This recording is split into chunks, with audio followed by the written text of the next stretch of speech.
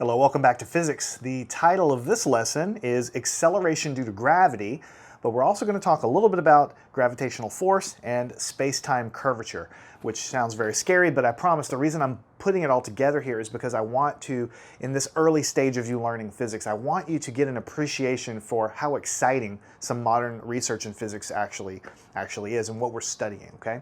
So in the beginning, we're going to talk about the acceleration due to gravity, what happens when you drop an object. But then in the second half of this lesson, I'm going to kind of take a little bit of a tangent off in the weeds a little bit to explain to you modern thinking as to what causes gravity and why the acceleration of gravity the way it is. And we're going to use crazy words like space-time curvature, and we're going to use crazy words like inertial mass and gravitational mass.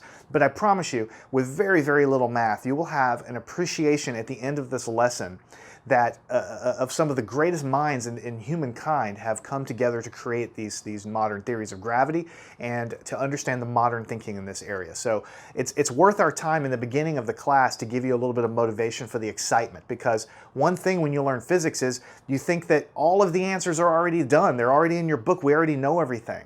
But then in this lesson, I'm going to try to bring some of the most modern thinking into your studies now, at least at a basic level, so that you understand that we're still working on a lot of these ideas, all right? So that's the roadmap. So what we've done up till now in previous lessons is we've talked about motion with constant acceleration. So you have an object and it's accelerating at a constant rate, which means its velocity is going up and up and up at the same amount every single second. You might wonder, why do I care about motion with constant acceleration? Well, you could talk about cars and trains and things like that, airplanes.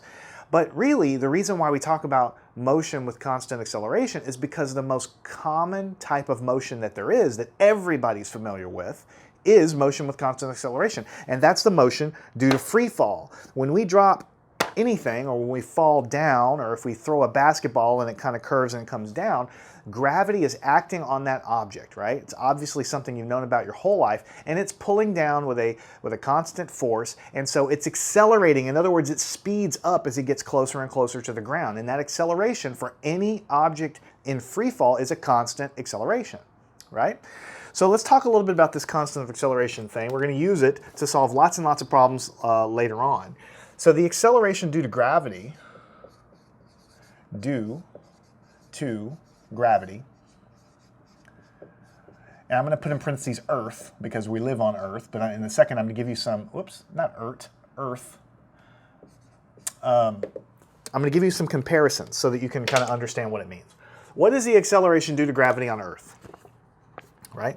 We use the lowercase g to denote the gravitational acceleration, and the number is 9.8 meters per second squared.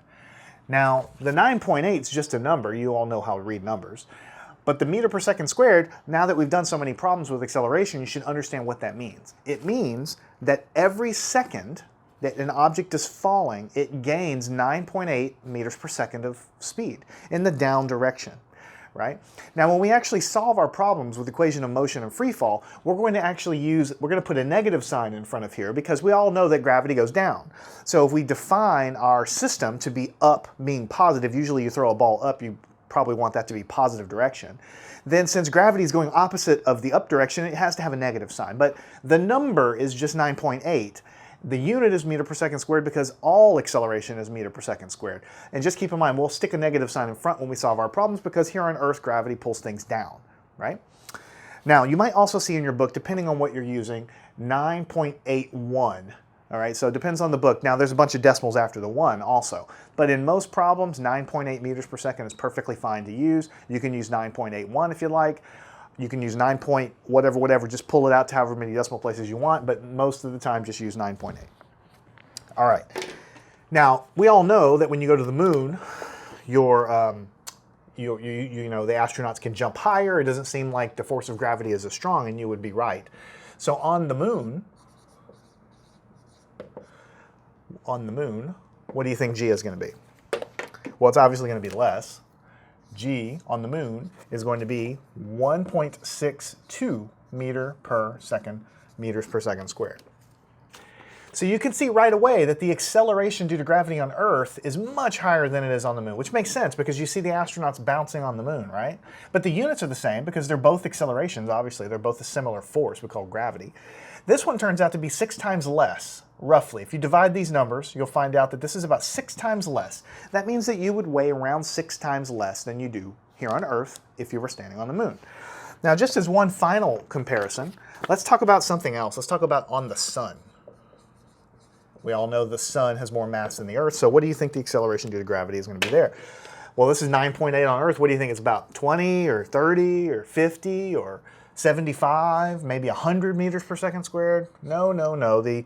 On the surface of the sun, if you could actually stand on the surface, it'd be around 274 meters per second squared, which is around 27 times roughly, because that's around 10, so this is 274. It's about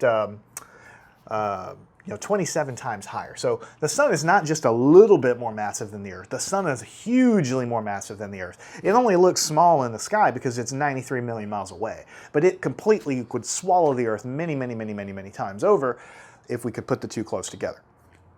All right, now let's continue talking about this thing. What does this mean? This means that every object, so right now we're going to focus on Earth. I just wanted to give you the moon and the sun just to kind of show you that what the number scale was. But if you look at the Earth's gravitational acceleration due to gravity, free fall acceleration, what it means is every object, like this is a little plastic marker, right? If I call it t0 times 0 here, and I drop it like this, right? That means that the velocity down is going to increase every second by 9.8 meters per second. Every second.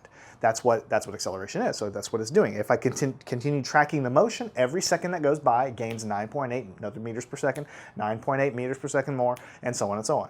Now the interesting thing, and we're going to get into this a whole lot more in just a minute, but if I take something heavier, and I apologize, this is kind of the most convenient thing I have here in the room. This is a pipe cutter. How heavy is it? I mean, you're watching me on a video, so you can't really feel it, but it's a couple pounds, maybe a pound and a half. It's a whole lot more than this thing. I mean, this thing I could carry all day. This thing would get probably tiring to carry after a while. But when you drop this thing, the same thing happens. It falls at exactly the same rate as the marker, 9.8 meters per second squared. So if I drop this pipe cutter, it's going to fall at 9.8 meters per second. Every single second it will increase its velocity by that amount. Now, I can't do this, but if I could grab a bowling ball and drop a bowling ball, it would accelerate down at the same rate. You see the pattern I'm showing you here? Any object, no matter what you have, if you drop it, it always falls down at exactly the same acceleration. Its velocity, if you start at 0, when you're just letting it go, is going to increase by 9.8 meters per second down every single second. Even if you grab a car and you pull a car in a crane and let it go, it's going to do exactly the same thing as the marker.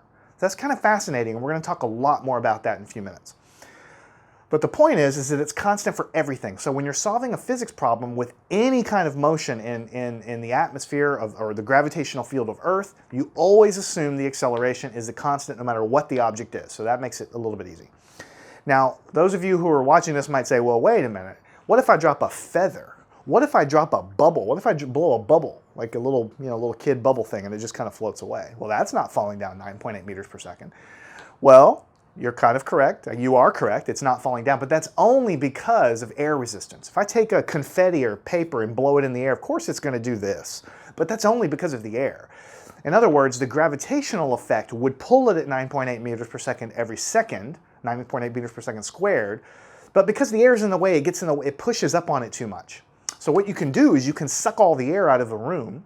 You can't really do it in a room, but you can take a jar and you can suck the air out of it.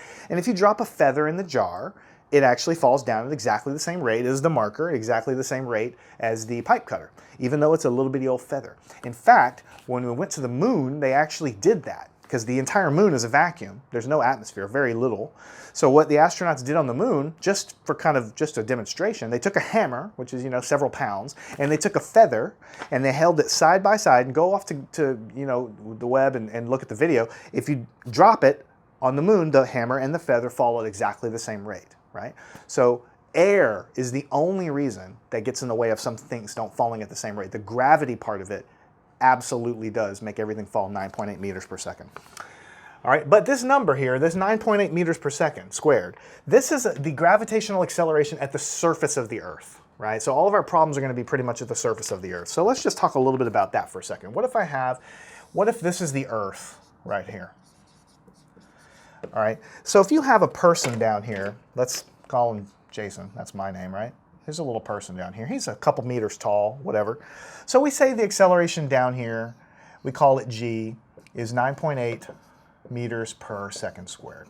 Now, as you might guess, if Jason gets farther and farther and farther from the center of the Earth, the gravitational force goes down, down, down. Now, we haven't talked about the physics of gravity yet, so I know you don't know the equation for gravity, but you all can kind of guess that if you get farther away from the planet, the gravity is going to go down, down, down. So we expect this g, 9.8, to go down, down, down as you get farther away. It's true. It absolutely is true.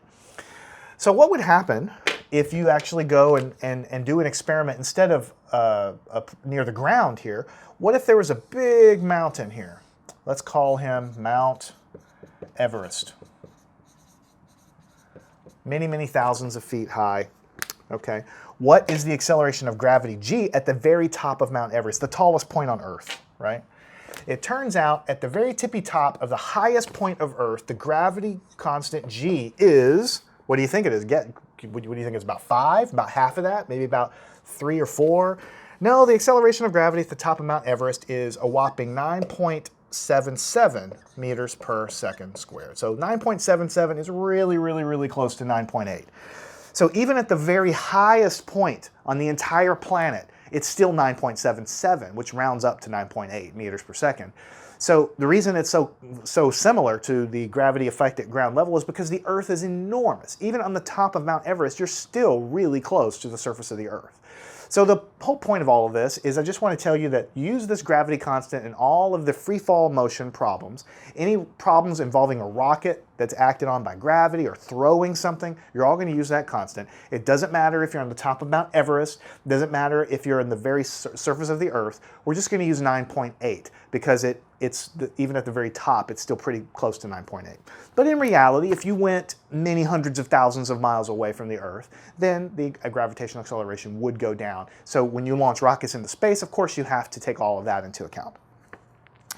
So I have a lot of things in my notes here, and I want to make sure I get everything out. So let me just kind of scan and make sure all objects undergo a constant acceleration, 9.8 meters per second squared, independent of mass. We talked about that.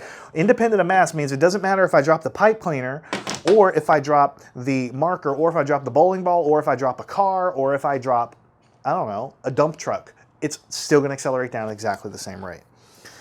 So let's just look at that real quick, because this is the direction I want to go in the lesson. Honestly, if you have no interest in learning about one of the most amazing insights in science that we've done in the last 150 years, then you can just stop the video right now and just say 9.8. That's all I need to know, and we can solve your problems. But if you want to take a journey with me for just a little bit longer, I'd like to talk to you about one of the biggest insights made by somebody that you probably heard of, Albert Einstein.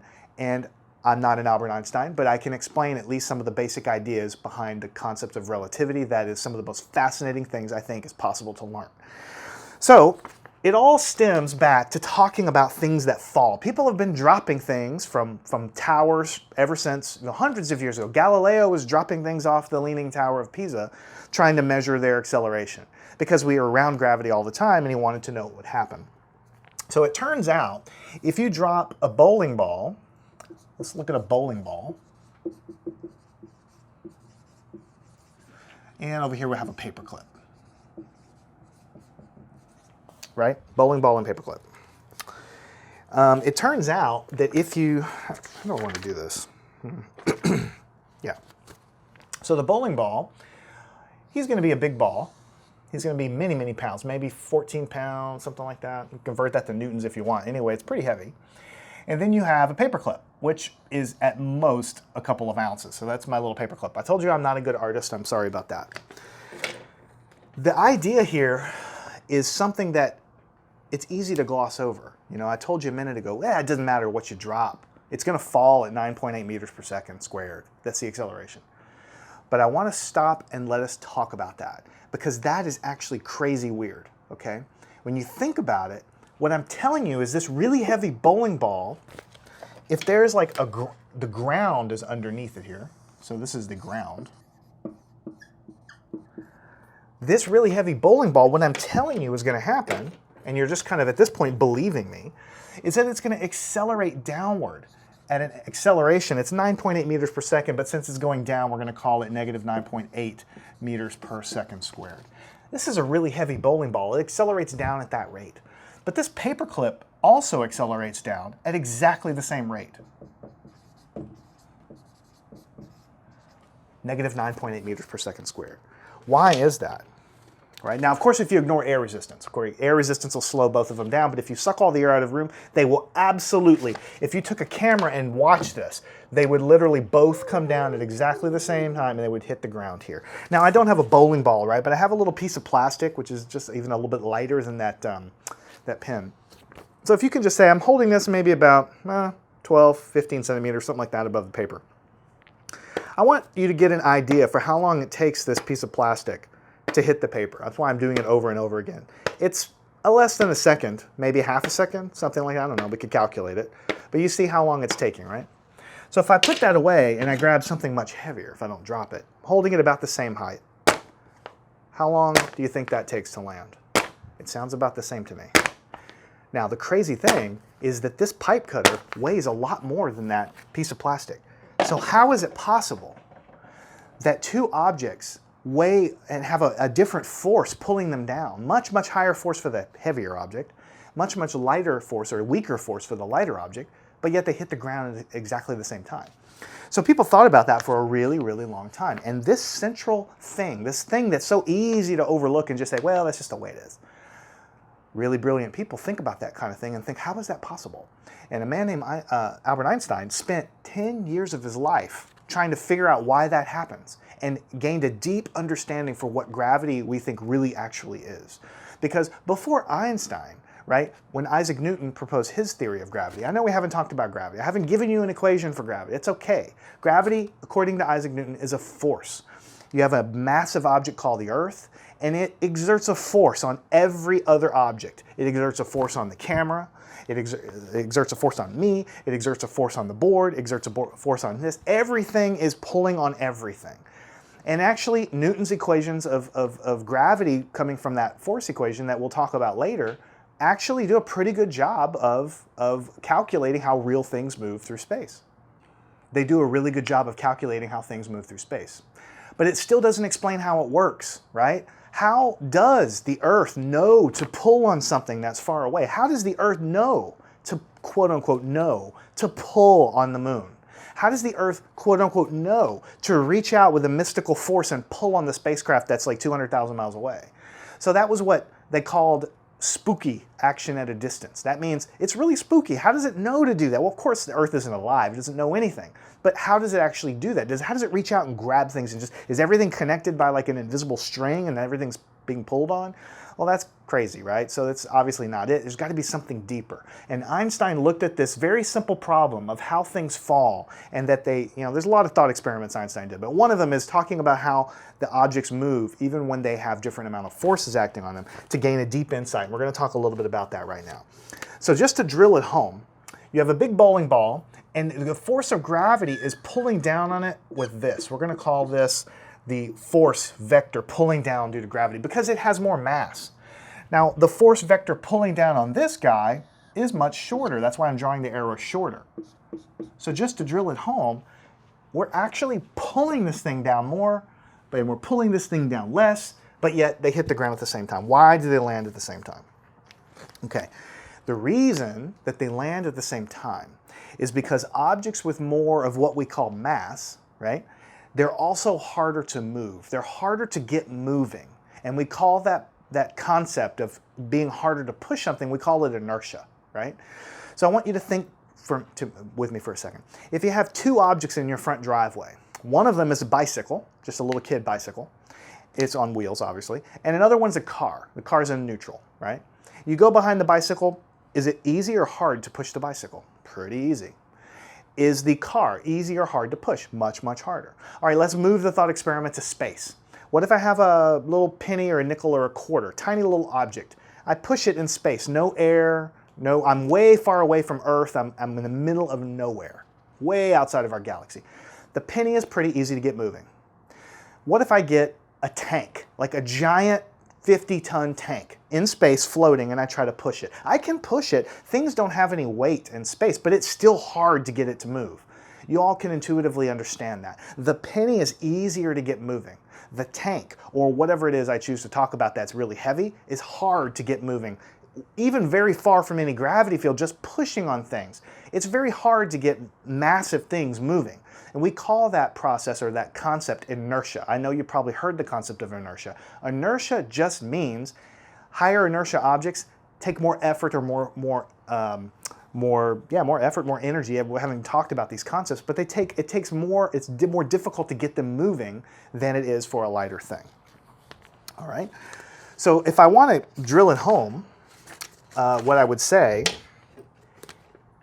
is the following thing. If I have the bowling ball right here, and I have the paperclip right here, right? And we know that the bowling ball is being pulled down with a very high force. And we know that the paperclip is being pulled down by a very weak force. That's why the shorter arrow is there. But we also know that the bowling ball is going to land on the ground at exactly the same time that the paperclip is going to land on the ground. How do we explain this? What we're saying is that although the bowling ball is harder to push down, I mean, it's being pulled down with more force. It is being pulled with more force, but it's harder to start moving. So it is being pulled more, but it's much harder to actually get started in its motion. The paperclip is being pulled much less, but it's actually easier to get moving or to start the motion. I'm being a little loosey-goosey with my words because we're not really doing a lot of physics equations. I'm just trying to communicate this in an easy to understand way. So yes, the bowling ball is being pulled harder down. However, it's much more. It takes much more. It's much harder to get a bowling ball to start its motion from rest. Just like if you're in space and pushing on it, it's harder to get it moving. So gravity is pushing on it, pulling on it down harder. However, it's harder to get moving. It's like a giant sluggish thing. It very slowly starts to move its motion like this, right? This one actually is being pulled down a lot more gingerly. It's not being pulled very hard. However, it's much easier to get moving. And those two things exactly balance one another. Exactly balance one another. I'll say it again. They exactly balance one another perfectly so that this object and this object hit the ground at exactly the same time, because this one's being pulled harder, but it's harder to move. This one's being pulled less, but it's easier to move. So we can see that by even drawing it a little bit more in the next board. What we say is the mass that is involved in, I guess what I should say is just write it down. What we say is the inertial mass is exactly equal in physics to what we call the gravitational mass. Now, you might be thinking, wait a minute, I never heard that there are two different kinds of masses. I just heard that there's mass. Mass is just how much of something there is. Okay, think about it though. How do you know how much stuff is there? Well, you can see it, but how do you really know? You go up to it and you push on it. How heavy does it feel? How hard is it to push? When you go into deep space with a bowling ball, and if you cover your eyes and you have no idea what you're pushing, how do you figure out how much mass it is? Well, if you're in deep space, you just float over to the bowling ball and you push on it. If it feels hard to push, then you might say, well, it's got roughly this much mass. But if you push something else and it's very easy to move, you would conclude that it has less mass. The concept of mass, it is the amount of stuff that's there in terms of atoms. But more generally than that, the concept of mass really just refers to how hard it is to get something to move. That's what we call inertial mass. This is the mass that's involved in telling me how hard it is to push something, right? The gravitational mass is the mass that as we sit in a gravity field, it determines how hard gravity pulls on the marker. Gravity's not going to pull too hard on the marker. Gravity's going to pull a whole lot more on this thing. So this has a higher gravitational mass than this thing, than the marker, right? What we're saying is that it's so obvious to you, you're probably looking at this thinking, well, I only heard there's only one mass. Well, in reality, there's kind of two different things going on here. You have the mass associated with how hard it is to get something moving, and you have the mass associated with determining how much gravity's force something feels. But in reality, these two things are exactly balanced by one another. They're the same thing in our universe that we live in. And because of that, because of that exact balance, and only because of that, objects fall at the same rate, even though one is being pulled more than the other. So the way you can kind of write this down and kind of like draw a couple conclusions, we'll just rephrasing the same things over and over again, but the inertial mass, you could say that if I increase the inertial mass, that's what the up arrow means, then what it's saying is it's harder to move. When I mean harder to move, what I mean is it's harder to start moving, right? But even though if I increase the inertial mass, it's harder to move, right? If I increase the gravitational mass, there is more gravitational force. In other words, what I'm telling you is that gravitational mass is the same as inertial mass in the universe we live in. So if I increase the inertial mass, it makes it harder to move. Then, because they're equal, I have to be increasing the gravitational mass, which means I have more gravitational force. These are exactly balanced with one another. If you take another case and say, well, what if I decrease the mass of the object, the inertial mass of the object? This means it makes it easier to move. Right? And when you decrease that guy, it means also, although it's easier to move, you have less gravitational force. And then all of this stuff, because they're equal, there's an exact balance. And because there's an exact balance in nature, because what we call inertial mass, harder to get moving, is exactly equal to gravitational mass, which governs how much force is being pulled, because of that balance, all objects in a gravity field fall at the same rate. Exact same rate. Even if you drop a bulldozer right next to a paperclip in a vacuum, they will fall down at the same rate. Now, means everybody comes down at 9.8 meters per second on Earth squared. On the sun, 200 and whatever it was, meters per second squared. It depends on the force of the gravity. Obviously, is different depending on the body, but if you have two objects at the same body, they will go down accelerating at the same rate. Now, I have a bunch of notes I want to tell you about. And I don't want to write them on the board because I think it'll just slow me down. So I'd rather just tell you in my notes. I want to make sure you understand everything about this, okay? So Einstein looked at this for many years. Smartest guy in the world for last several hundred years, you know? Took him 10 years to figure this out, right?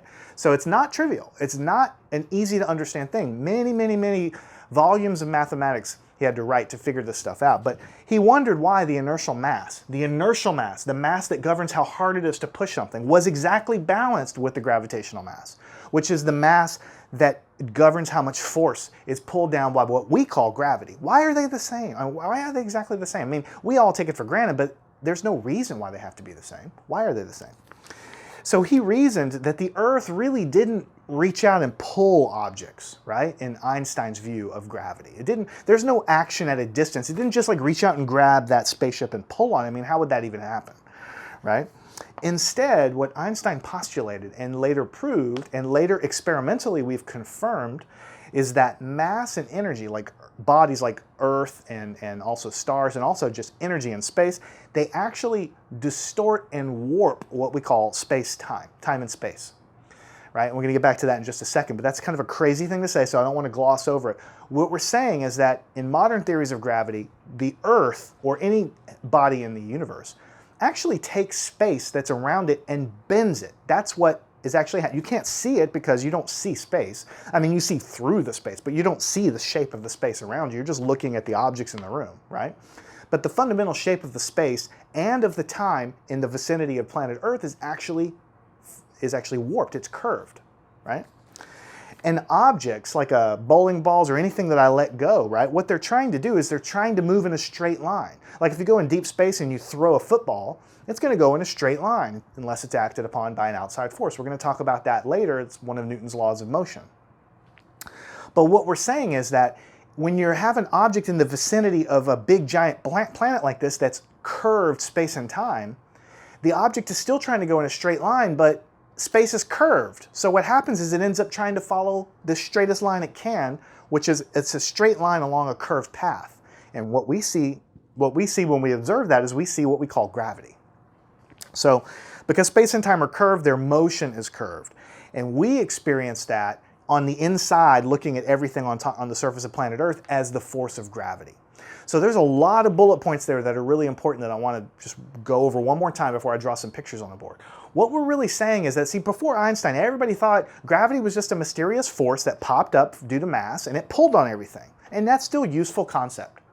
But what Einstein said is, because the inertial mass is the same as the gravitational mass, his brilliant bit of insight was that maybe gravity isn't just a force that just pulls on things. Maybe gravity is due to geometry. Maybe gravity is something more fundamental than mass.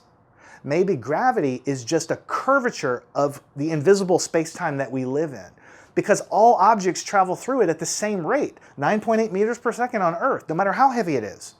So therefore, maybe gravity isn't just this force that grabs things. Maybe gravity is a curvature of something much more fundamental than mass. Maybe it's curving the universe around the planet, and so all the objects are just trying to follow the straightest path that they can through that curved space. And what we see as a falling object being pulled by gravity is just that object trying to go down that path of least resistance, for lack of a better word, that curved path. Sounds crazy, because how can you curve space and how can you curve time, right? So what I want to do is draw a couple of pictures here to try to illustrate that. I'm a terrible, terrible artist, but I'm going to try. All right, so first of all, what is space-time? What is space? What is time? Space is exactly what you think it is. It's measuring things in different dimensions. We live in a three-dimensional space. There's actually a longer story behind that for modern theories, but for now, let's just talk about we live in three-dimensional space. We have left and right, we have toward you and away from you, and we have up and down. That's three different directions, right? But we also know that we have this thing called time that's always kind of ticking in the background. And we often think of space and time as being separate because we measure time on watches, tick, tick, tick, and we measure space with rulers. But it turns out, that's another one of Einstein's brilliant insights, is that space and time actually are very, very closely related to one another. In fact, they're basically the same thing, we just perceive them differently. And I know that kind of can blow your mind at first. And it's not something that it should blow your mind because it sounds crazy, but it's absolutely true. Space and time are not really separate things. They're kind of two different ways of looking at the same thing, like water and steam. They look totally different, and we can perceive them, water and steam, as totally different things. But we all know that water and steam is just H2O. It's just two different phases of the same thing. Space and time are sort of kind of like that. They're relatives, they're close cousins, they're actually the same thing. It's just we perceive them slightly different. And that's another lecture for another day. But for now, just think of space being things that we move through, the space between objects, and time being the ticking of a watch for now, okay? So if we can represent space-time, meaning time and space, if we can represent it as a flat sheet, this is an analogy, it's not a great analogy, but if we could represent space and time being on the surface of this piece of paper, then time would be in one direction and maybe space would be in another direction, right? So for now, we talk about one direction of space and one direction of time, right? So this is a flat sheet of paper. So how would we curve space and time? Well, I can bend the paper up like this, that's a curved space-time. I can bend the paper like this. That's a curved space-time. I can twist the paper into a pretzel. That's a curved space-time. And you might be saying, I can't see any curvature in any space and time. Well, that's because you don't really see space. You just see how space interacts with everything. You see how things fall to the ground. You're already observing the curvature of space and time because you're watching everything falling through space-time. But you can't actually see space. All you do is you see the objects that are in the room in space. You can't see the space itself, right? What you're seeing is the lights, the photons bouncing off the objects. But a flat space-time would be an object with no planet or no star, and it might look something like this. So I'm going to draw it as a little sheet of paper like I've drawn it right in front of you here. So there's no wrinkles, there's no bending or anything like that. It's what we call flat.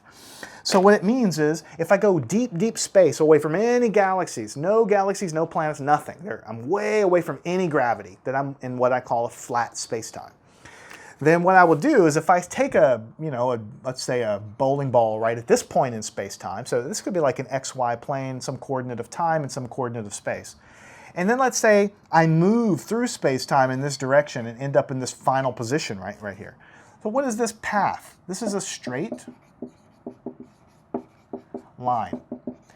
We haven't talked about Newton's laws of motion yet, but we will. And what we're going to figure out is that when you go in deep space and there's no gravity and no forces, if I throw something, it's going to keep on moving forever in a straight line. But that straight line is only true if you're in a flat space-time, which is represented, it's just an analogy, but it's represented by this flat sheet of paper. Now, what Einstein said gravity really is is if you take a massive object like a star or the Earth and you put it in the space-time, then the space-time is no longer flat. It starts to bend. Now you can't see it bending, but you can see the effects of it. The effects of it is what we actually call gravity, right? And so what he was saying is, and I'm probably going to totally screw up this picture, but instead of this flat picture here, let's see how I can do. Something like this. Let me go over here a little bit. Something like this. And let's just leave the bottom alone for a second. Let's say you have a planet sitting in the middle of this sheet of paper. Something like this. We're going to call this Earth. The idea is the mass of the Earth actually takes this kind of space and time and it bends it, right? So what that means is instead of a flat sheet of paper, what's going to happen is you might have something like this. You have curvature lines that are kind of like going in like this. I'm trying to draw it on a flat board, and it's difficult because it's, you know, not easy to draw. But that's the basic idea. And you can see so something like this, something like this. So it's basically like taking a heavy object and you put it right in the middle and it crumples it up and it bends it in a smooth direction all over the place. Then I say, here I started at one point in space-time and I've tried to move through a straight line to another point in space-time. What if I take this object and put it in the same point in space-time right here and tried to kick it off in the same direction? You see what's happening is the space is no longer flat, it's totally curved. So what's going to happen is it's going to try to go down. It's going to try to follow as straight a path as it can, but through a curved space. Right, through a curved space. And that's why when we throw objects, they tend to curve and go down. That's why when we throw things, they go up and they come down. That's why when I drop this thing, for no apparent reason, it just seems to go down. Because it's trying to follow the straightest path, but not through a flat space, through a curved, invisible space, right, that we call space-time.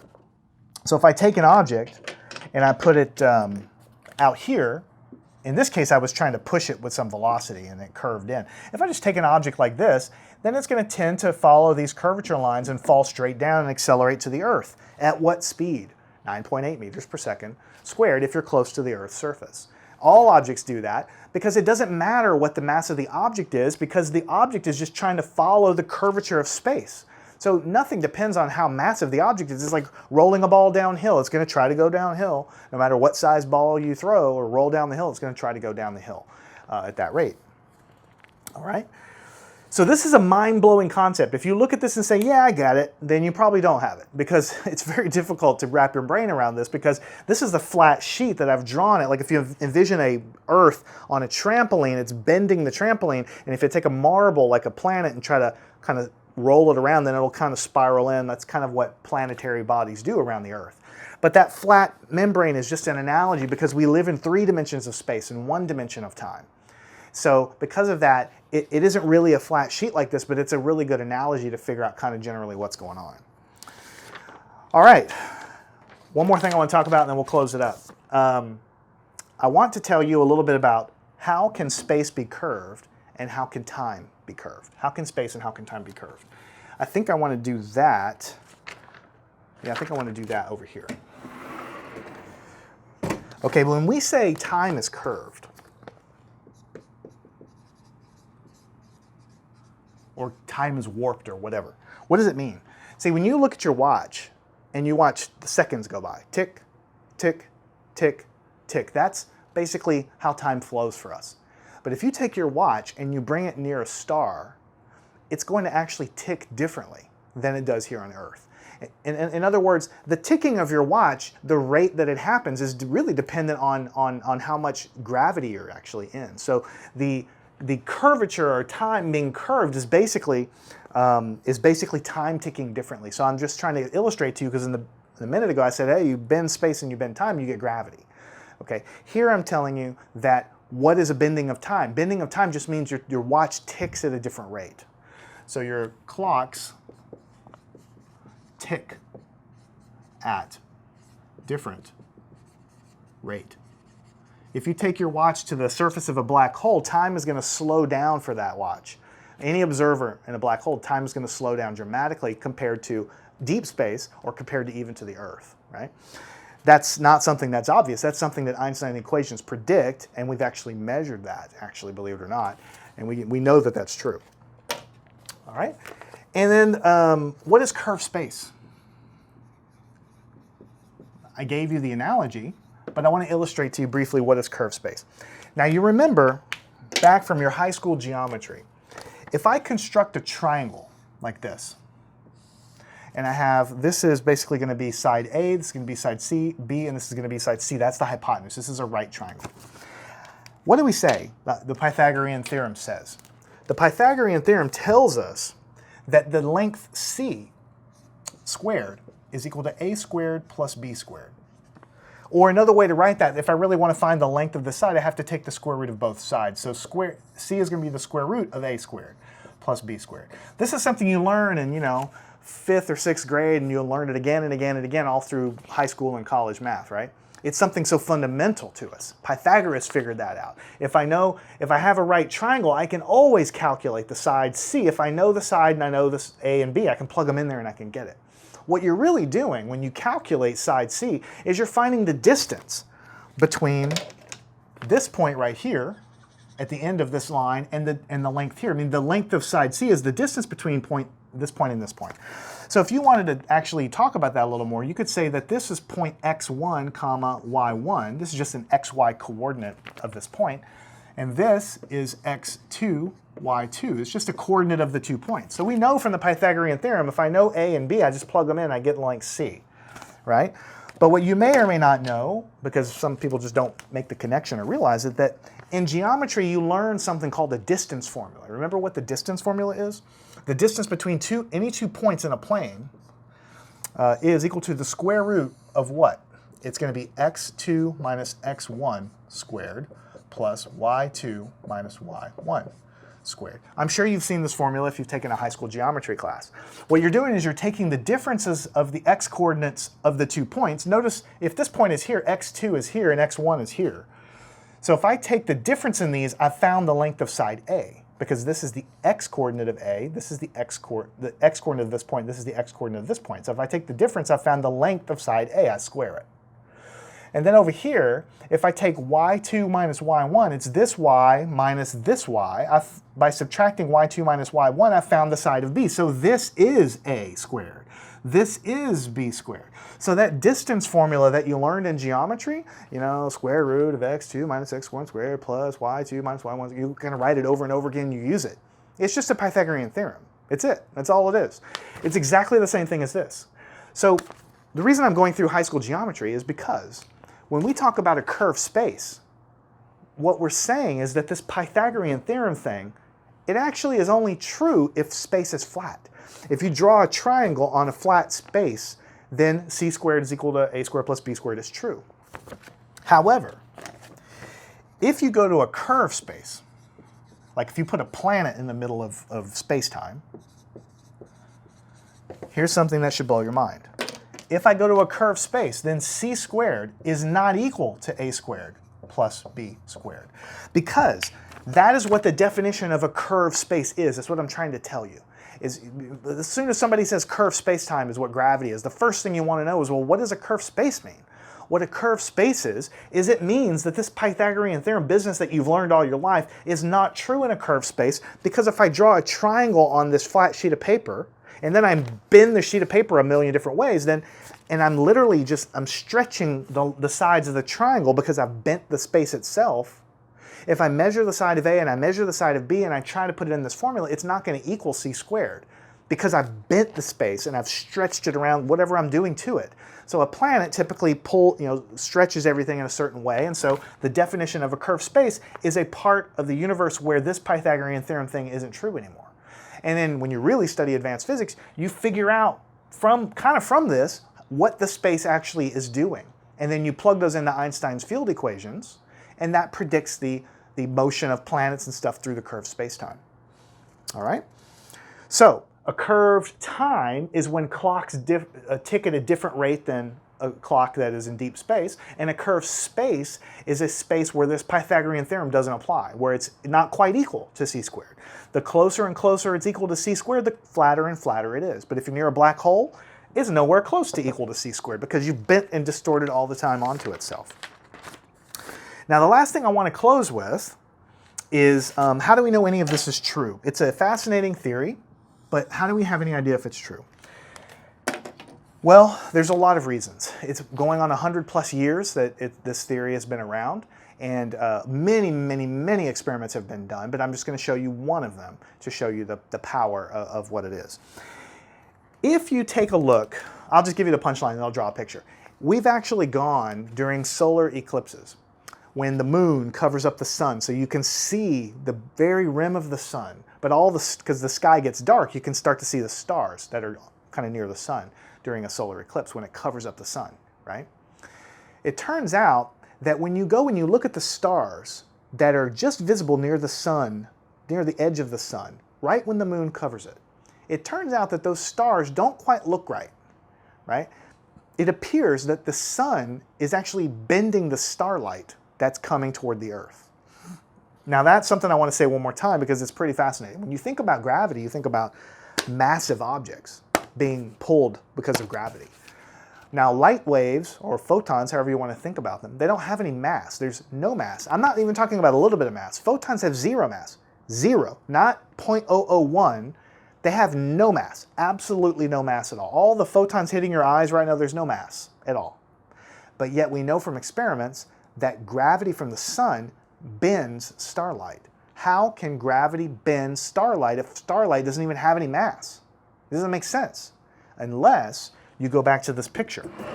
Maybe gravity isn't really a force that pulls on massive objects. Maybe gravity is a distortion or a warping of the space and time around a body. And so then light wave that's coming through, or a photon that's coming through in a straight line, even though it has no mass, is going to tend to curve its trajectory because it's traveling through a curved space. So how can we prove that? So what we do, or what they've done, a long time ago actually, even when Einstein was alive, they did this. If you go and you say, well, I have the Earth here, and here I have a star, a known star, like a really bright star that we know exactly where it is, we know the coordinates of that star. If there's nothing in the way, the starlight will basically go in a straight line towards the Earth. This is the light. Okay? And then, during the eclipse, this is the situation that happens. Here you have the Earth, right? And then you also have the moon, right? And during a solar eclipse, you also have the sun. Now, I haven't drawn these to scale. I mean, obviously the sun is huge, the Earth is small, and so on. But I'm still drawing them lined up because the moon gets in the way of the sun. That's all I'm trying to tell you. Now, this star, at exactly the same time of year, we know it should be basically right here.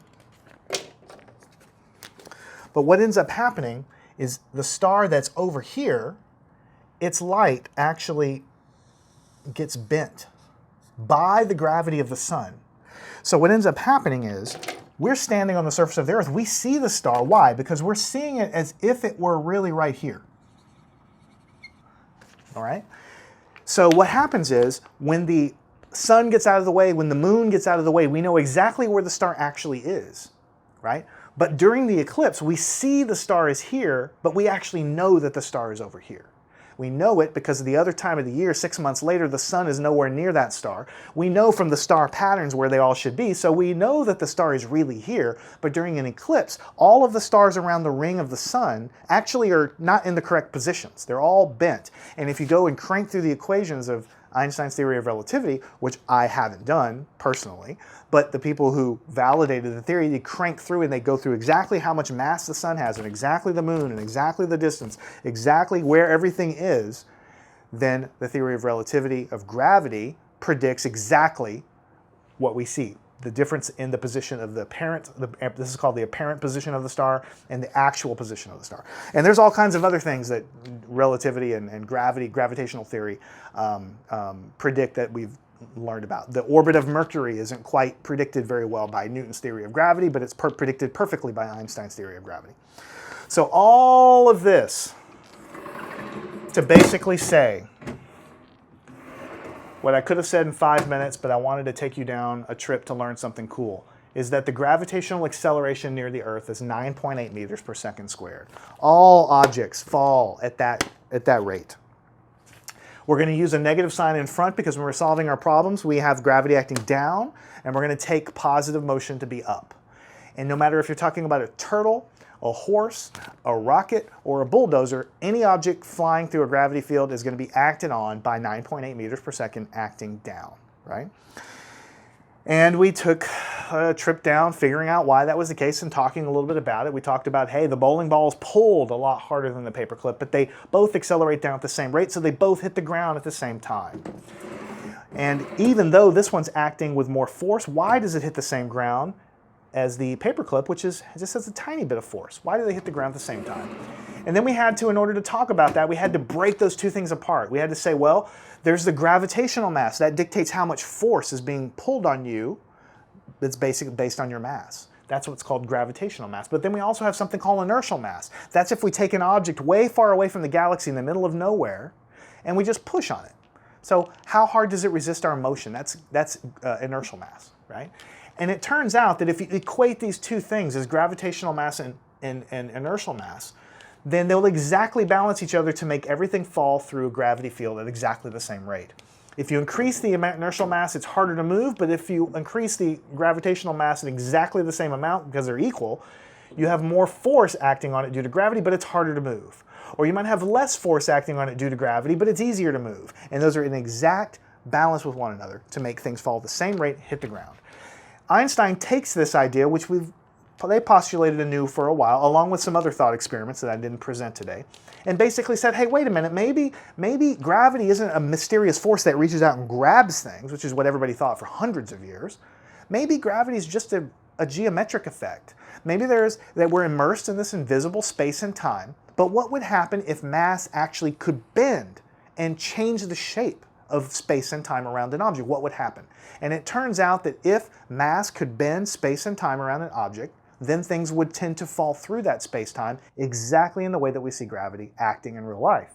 And here's the illustration of that, straight line versus a curved trajectory, because objects going through a curved space-time, they're just trying to go a straight line as well. They're just traveling in a curved manner. I mean, you can almost think of that, I'll just draw one more picture, as a globe. If you look at a globe of the Earth, it's a sphere, it's curved, right? You have these lines, I'm not going to draw this well, but you have these lines on the Earth, right? That could cut all the way around the planet, right? They're curved lines. If you look at longitude lines, what I'm talking about, longitude lines go all the way around the planet, right? They're curved because the whole thing is curved. But if you're a microscopic dust mite that lives on the surface of that globe, then those lines, you don't see the giant curvature of the thing. You're just seeing a line painted on the surface, and you're just walking, your little dust mite, you're just walking on this curve, but to you it looks like a straight line, right? Because you're zoomed in so far and you're just following your line, and then eventually you're going to come all the way back around to where you started from. Space-time is kind of like that. Objects are just trying to go in a straight line, but because the space is curved, they actually end up going in a curved path. Just like a tiny little dust mite is going to try to go in a straight line, but actually since he's on a curved path, he's going to end up curving back to where he started from. So that's what we see as a gravitational effect. And then we talked about how it's, curved time is clocks ticking at a different rate. Curved space is how basically the Pythagorean theorem, the distance formula, doesn't quite work right. And then we talked about experimentally how we verified this stuff. Now, that's a lot of an aside. And I thought a long time about whether I should even talk about it. But I really want to give you a sense for kind of some wonder and amazement, because if you're not amazed by what we just talked about there, then maybe I just haven't done a good job, and I hope I have. I really want everybody looking at this to see that we don't have the answers to everything. Even though I presented this like we all know everything, we don't know everything, because here's the big thing. Even though general relativity is what this theory is called, it predicts how gravity is going to work pretty darn well, very, very well actually. It doesn't take into account quantum mechanics at all, which we haven't talked about quantum mechanics at all, but there's an entire branch of physics called quantum mechanics that relativity theory of gravity doesn't incorporate. So this theory is pretty, I would guess, pretty darn close to the truth of reality, but it's probably still going to be improved over the next, who knows, 50, 100, 200 years as we can merge quantum mechanics in with gravity. And that's actually one of the biggest areas of research today, trying to take the ideas of quantum mechanics, take the theories of relativity, which we know work really well, and mash them together to see if we can get an even better theory.